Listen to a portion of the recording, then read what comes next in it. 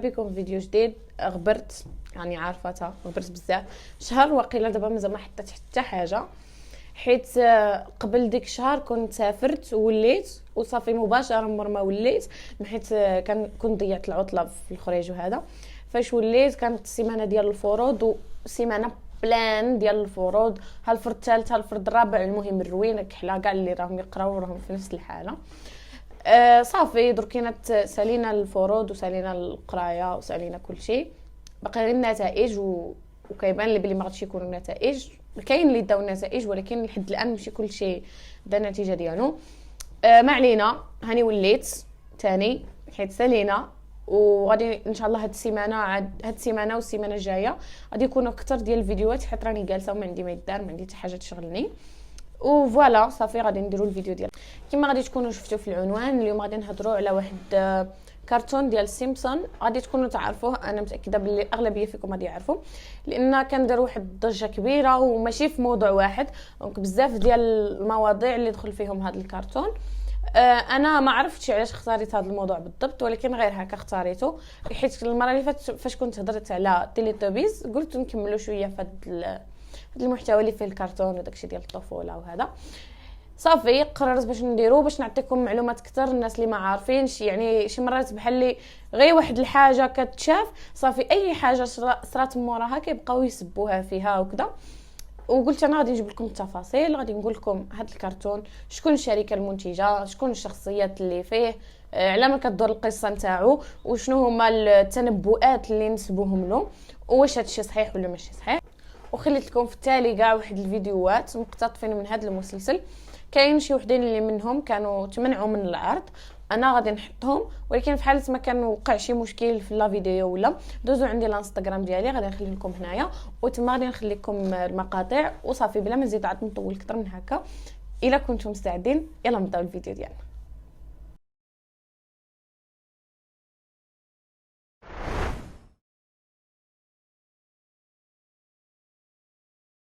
اول حاجه نقدر نقولها لكم على هاد ذا سيمبسون هو انه مسلسل كوميدي عباره عن رسوم متحركه فيه شخصيات وداكشي، ومهم هو رسوم متحركه ماشي زعما ناس حقيقيين. فيه 21 موسم وفيه تقريبا 448 حلقه. كان العرض ديالو في سنه 1986 في واحد القناه غادي نخلي لكم سميتها، وموراها الشركه ديال فوكس غادي تبنى هذا البرنامج وغادي تبدا تعرضه سنه 1989. في الاول كان منتشر، هو برنامج امريكي، في الاول كان منتشر غير تما، ولكن هو واحد الرسوم اللي عنده واحد الشعبيه كبيره بزاف، لحقاش دبلج بزاف ديال اللغات، فهكا انتشر في بزاف ديال انحاء العالم، خاصه في اوروبا وفي اليابان، حيت ترجموها للغات ديالهم، فهكا بدا كينتشر عندهم بزاف. اذا فهاد سيمبسون هما واحد العائله كيمثلوا لنا عائله ساكنه في الولايات المتحده، ساكنه في واحد المدينه اللي هي اصلا ما عندهاش وجود، غير المؤلف عطاها ديك السميه لحقاش داك الاسم كان منتشر بزاف ديك الساعه في الولايات المتحده. هاد العائله كما قلت لكم هي عائله امريكيه، كتورينا حياه نتاع كي عايشين بالمميزات ديالها بالسيئات ديالها كل شيء. وفي هذا البرنامج وفي وسط هذه العائله كانوا كيطرقوا بزاف ديال المواضيع كيعالجوها بطريقتهم، المواضيع اللي كتاثر عليهم سواء ايجابيا سواء سلبيا. هاد المواضيع بالضبط هما اللي جبدوا التنبؤات، جبدوا بان هاد الرسوم ما هو الا مخطط لشي حوايج كانوا عارفين باللي غادي يصراو، ومنهم بزاف ديال المشاهد اللي اقتطفوهم من المسلسل. ولكن في وسط هذا الشيء كامل اللي كيقولوا انه تنبؤات مخططات، كاين كل حاجه لها تفسير. فكاين واحد الفئه اللي كتيق بان هذا الرسوم هذا عنده علاقه بالمخططات، وان هذا الشيء كامل كانوا عارفين ودابا غير كينفذوا فيه.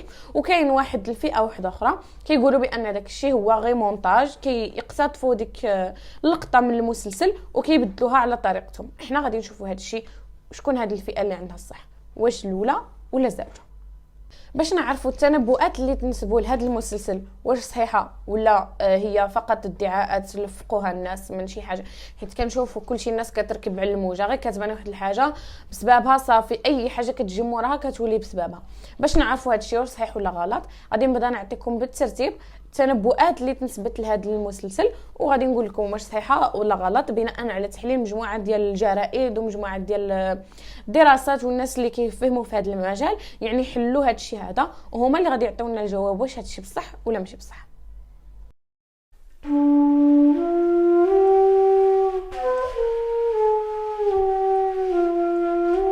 غادي نبداو باول تنبؤ واللي هو انتشار واحد الفيروس سميتو ايبولا. غادي نخلي لكم سميتو هنايا، غادي نخلي لكم حتى الصوره اللي بانت في المسلسل. الناس من شافوا هذه الحلقه بالمناسبه راها تعرضت سنه 1977، وموراها جا هذا المرض يعني ولا انتشر، وقالوا باللي راه كان مخطط له بما انه دار في المسلسل قبل ما انه يصرى. ولكن عاوتاني فاش واحد الفئه ديال الناس داروا تحليل لهذا الشيء هذا، لقاو بان فيروس ايبولا كان قبل كاع من هذا الشيء هذا، قبل كاع من المسلسل، قبل ما تعرض الحلقه، يعني كان سنه 1976، يعني عام قبل ما تعرض الحلقه. زائد انه ماشي عاد كيكتشفوه، يعني صرا وجات داك المسلسل عاوتاني وصرا من بعد، يعني كانت صدفه فقط. وكما كتشوفوا يعني بنادم كيشوف ابسط حاجه يشد منها وكيقول ولا هي هذه، كيفسر حاجه بحاجه.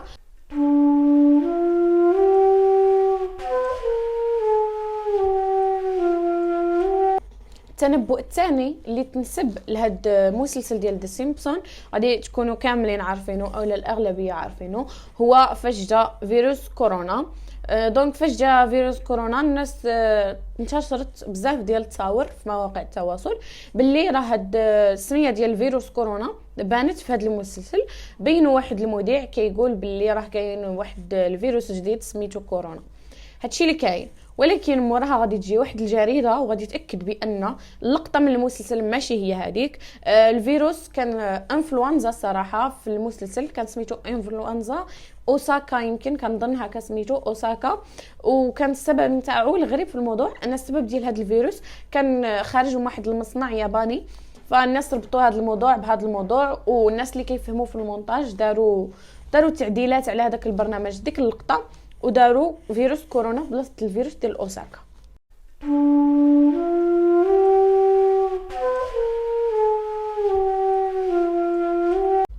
ثالث تنبؤ اللي تنسب لهذا المسلسل هو الموت ديال الرئيس الامريكي السابق دونالد ترامب. مر ما كان مرض هذا الرئيس بكورونا، كانت بانت واحد الصوره في مواقع التواصل، غادي نخليها لكم باش تشوفوها. بانت باللي راه هذا الرئيس هذا في واحد التابوت وزعما بحال ميت. ولكن جات واحد الصحيفه سميتها اندبندنت غادي تكذب هذا الشيء، وغادي تقول بان هذيك الرسمه ترسمت مستقله تماما وتنسبت للمسلسل، يعني هذاك المشهد اصلا ما كانش في ذا سيمبسون، ترسمت من عند شي واحد اللي رسمها وقال باللي راه جايه من ذاك المسلسل. فهكا زعما راهم تنبؤوا بالموت ديال دونالد ترامب.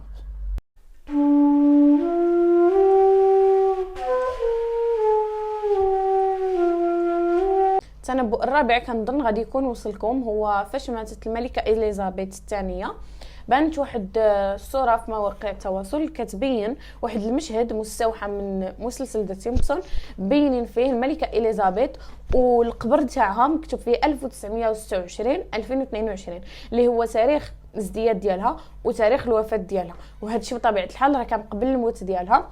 هنا الصراحه ما نقدروش نعرفوا، بزاف الناس اللي شافوا هاد التصويره تسائلوا قالوا كيفاش هادشي صرا، ولكن انا صراحه ما عندي حتى شي تفسير ليها. هما هكا في داك القبر كاتبين الازدياد والوفاه، يعني بالضبط جابوها 2022. ما عرفتش، كنظن باللي حنا ما نقدروش نحكموا واش هذا تنبؤ ولا مخطط ولا غير كذوب ولا غير صدفه، ما عرفتش صراحه. ومن غير هاد التنبؤات كاين بزاف، مثلا الحرب بين روسيا واوكرانيا، مثلا فاش نيمار كان تقرض في واحد الماتش، مثلا مهم كاين بزاف ديال كأس العالم، كاين بزاف ديال الحوايج اللي وقعوا في المسلسل وعاوتاني وقعوا صراو يعني في الحقيقه. فانا كنظن بلي ما نقدروش نحكموا واش هذا تنبؤات، واش كاين الناس اللي ربطوها بالماسونيه، مهم كل واحد كيعطي النظريه تاعو. ولكن انا في نظري ما نقدروش نحكموا هكا من مسلسل كرتوني نقولوا هذا واش مخطط ولا ماشي مخطط، لانه فعلا كاين شي حوايج اللي صراو وكيصراو. ولكن عاوتاني ما نقدروش، مثلا كاين شي وحدين دابا اللي كيامنوا بهذا الشيء كيمشيو يشوفوا التنبؤات نتاع المسلسل 2022 2023. علاش ما هكا؟ الا ما كنتش تايق في القدر وفي داكشي اللي غادي يصرى راه وخصك تثق بان الله بوحدو اللي كيعلم الغيب. حتى واحد ما يقدر يعرف واش غادي يصرى منا الغدا ولا منا البلاتي ولا منا العام الجاي. فالناس اللي كيدخلوا بحال هاد المواقع وهاد المسلسلات اللي كيقولوا بانهم كيتنبؤوا، ولو كاع ولو كانوا مخططات وكانوا شي حاجه بحال هكا، ولكن راه ما يمكنش انسان يقول على راسو مسلم ويمشي يبقى يقلب في هذا الشيء هذا. هو مزيان تقلب في شي حاجه ما كتعرفهاش ولكن ما تدبرش في شي حاجه اللي غادي تخليك تخرج على المعتقد ديالك.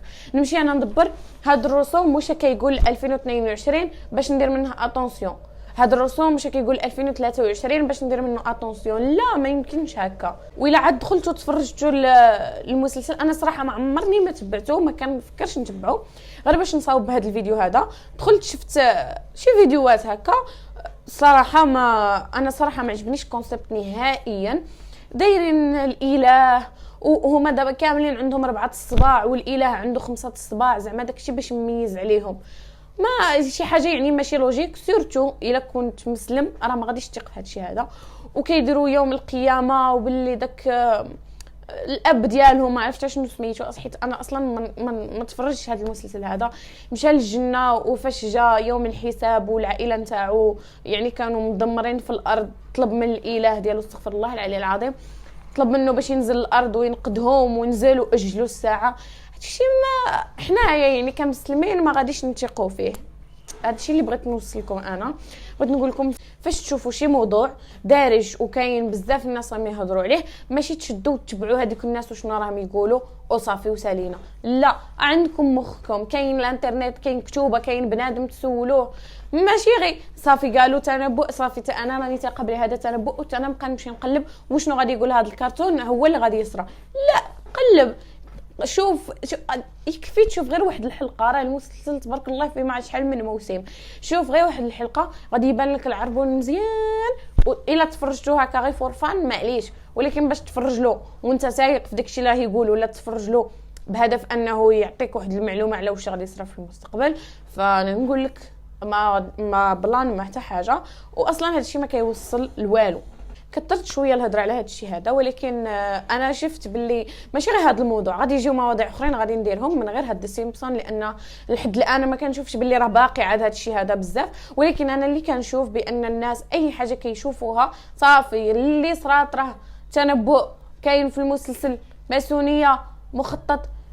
علاش ماشي نركبوا على الموجه ديما؟ قلب بحث، ماشي اي حاجه نتيقوها. ما تيقوش اصلا الحاجه اللي ما شفناهاش بعينينا وكان عندنا عليها دليل ملموس، يا اما من الدين يا اما من العلم، ما نتيقوهاش. ماشي اي حاجه كيدخلوها الناس لراسهم.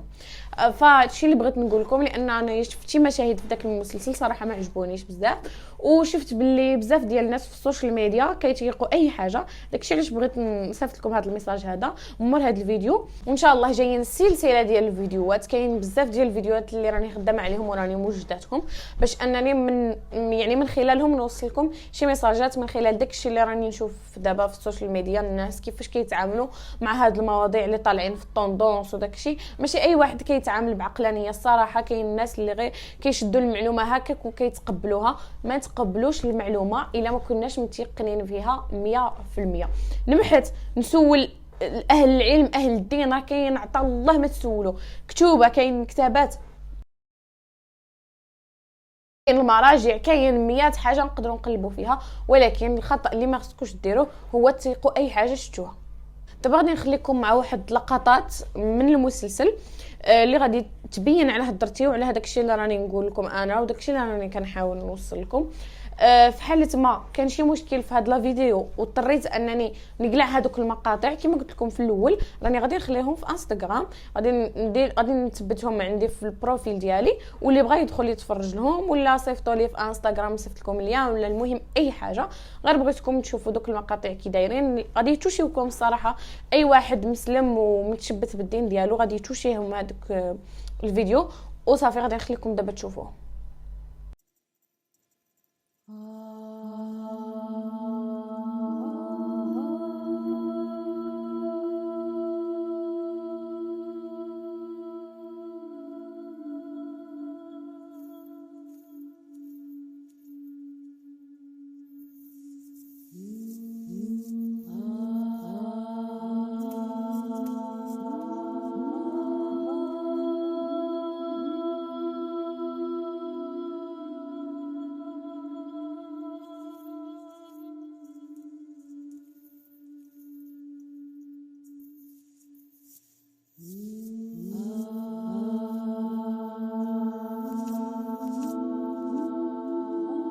وهنا كنكون ساليت الفيديو ديالي. الصراحه ما سخيتش، كنت نتمنى ان الفيديو يكون شويه عاد طويل، ولكن فكرت انني غادي نقسم هذا الشيء هذا بزاف ديال الحلقات، كل مره غادي ندير حلقه على حاجه باش في نفس الوقت ما نطولش عليكم في الهضره ونفرع لكم شراتكم، وفي نفس الوقت كل فيديو يكون فيه شي رساله وشي افاده، ما نبقاوش غير نتفرجوا غير باش نتفرجوا.